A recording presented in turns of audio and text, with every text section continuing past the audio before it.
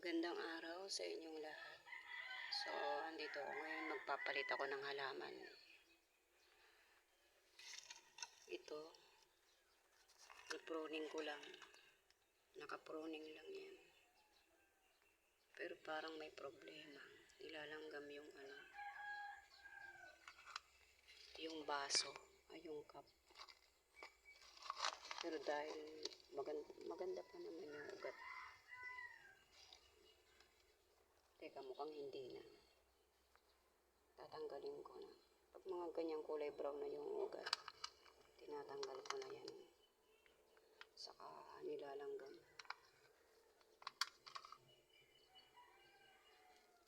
Ito, dahil medyo maganda pa naman ang tubo, pwede pa siguro makasulubay. At dahil hirap tanggalin, huwag na lang. Ito, pangit na rin yung ugat niya. Kulay brown na. Hindi na maganda yung tubo niya. Medyo payat na talaga. Kahit may nutrients. Siguro dahil sa sobrang init ng panahon. Tas walang water pump. Ito medyo okay pa. Maputi pa yung ugat niya. Ayan. So hindi ko muna tatanggalin. Ito medyo maputi pa ugat.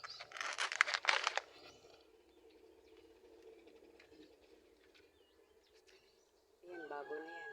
Bago na to. Bagong seedlings ito. Nag-pruning lang ako niyan dati kaya gumanda-ganda pa yung dahon. Ito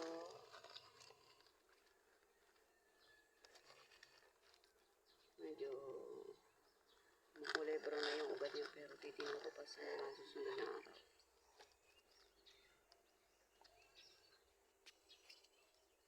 Ito next time ko na lang tatanggalin ito. Ayun, nag-pruning na ako doon. Tinanggal ko na kasi ang pangit na niya. Ito tinanggal ko na rin. Papalitan ko na.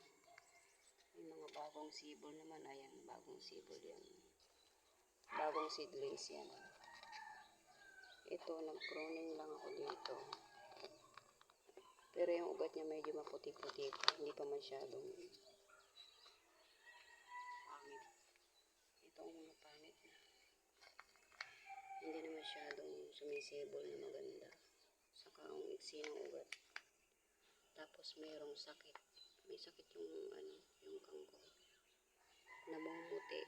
Kahit na may nutrients, namumuti. So, wag na to. Ako pa lalagay.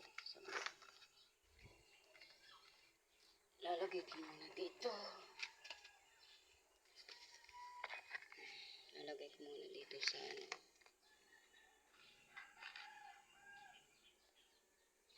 baka pwede pang mapakinabangan yung dahon. Ito pangit po. Ayan. Kaya tinanggal ko na. Sobrang init kasi siguro ng panahon. Ito. Ayan. Ang papangit ng ugat. Ang itim na. Kulay brown. Pero yung dahon, kukunin ko yan mamaya. Tatalbusan ko na yan mamaya. Ito ko muna sa planggana. Para hindi masyadong malanta. Ito, ayan ang pangit na. Kulay puti na yung kangkong, tas hindi na maganda bansot.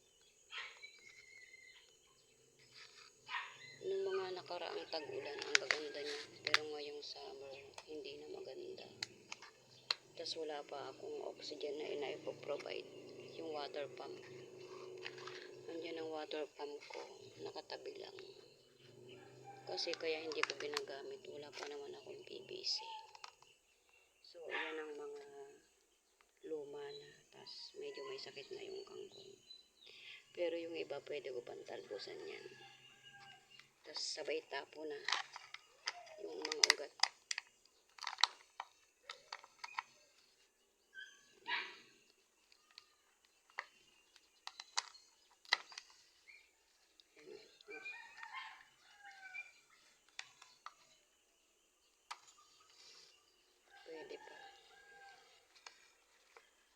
Sayang naman.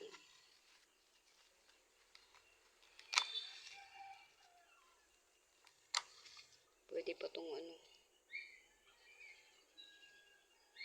Kahit yung sa panggulay sa aso. Pwede pa yan eh. Yung mga reject na yan. Hindi ko tatapon yan. Kumakain naman ng gulay aso ko eh. So ito, kakainin namin. Tapos yung natira, yan yung natira na yan. Sa aso na lang yan mamaya. Ayan. Ito, mga bagong seedlings na yan. Bagong seedlings ng kangkong. Try ko lang na inilagay ko sa malalaking bote. Baka sakaling gumanda yung ang tawag dyan, gumanda yung ugat. Mas makahinga ng maayos yung ugat. Yung mas magkaroon siya ng maraming oxygen kapag malaki yung bote. Try ko lang naman. Kasi tinan mo, yung mga kamatis, lumaki ng maayos. Nung inilipat ko sa magandang bote, sa malaking bote. Pero nung nasa maliit na bote yan, ang bago lumaki. Tapos ito, yan, mga sili. May advantage pala pag malalaki yung bote. Kasi lumalaki talaga yung sili. Ayun, nagkabunga na nga itong isa. Ito. Ayan, may bunga na siya ng maliit. Pero hindi ko alam kung magtutuloy. Pag hindi yan nagtuloy, pang tinola na lang yung dahon yan. Hindi naman masasayang yan. Tinatry ko lang pag malalaki ang bote. Dati kasi, nung naitanim ko yan sa maliliit na bote, bansot yung yung sili. So, sana itong mga kamatis nito, lumaki kasi nasa malaki na silang lalagyan. Pag hindi pa sila lumaki, tanggalin ko sila. Itong pechay, try ko lang na inilipat ko sa boteng malaki. Baka sakaling lumaki yung yung dahon.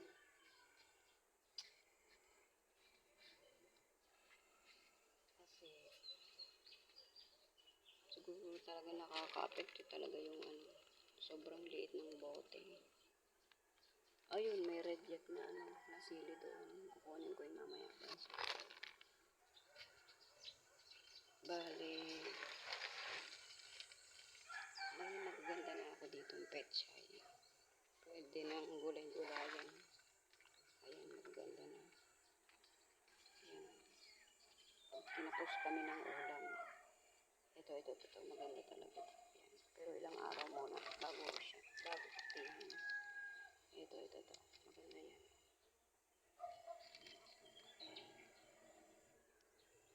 Maganda na yan. Itong mga sili. Halata ang pruweba na kapag maliit yung bote, hindi masyadong lumalaki yung sili. Ayan, nabansot. Kaya kailangan malalaking bote. Ito, yung sili na to na nasa lupa. Hindi ko alam kung ito ay lara. Kung lara ba yan o siling pangsigang. Mataba na maikli. Sabi naman kasi siling pangsigang. Pero bakit mataba na maikli? Dapat mahaba. Ayan, ang dami na niyang bunga. Pero masaya, napakaraming bunga niya. 1, 2, 3, 4, 5, 6, 7, 8, 9, 10. Yan, nasa lupa lang. Ito, may bagong mga tanim ako dyan ng buto. Bagong tanim na mga buto dyan kanina lang. Umaga, tanghali, hapon ko yan dinididigan. Mali yung paniniwala na pag masyadong mainit, huwag didiligan kasi mapapasma ang halaman. Mali yun. Kailangan pag nalanta sa tanghali, diligan mo agad. Mas lalong mamamatay yung halaman. Yun lang. Kasi yun lang na papansin ko eh. Pag nalanta daw sa tanghali, huwag nang diligan kasi mapapasma. Pero hindi pala. Kailangan, pag nalanta, diligan mo agad. Kasi nga sobrang init. Ikaw ba naman, ikaw nga tao, pag nainitan sa tanghali, gusto mong maligo, diba? Ngayon, sila ganun din. So, hanggang dito lang. Babush. Bye. Salamat sa mga Sana paki-subscribe naman yung hindi pa nakaka-subscribe. Thank you very much.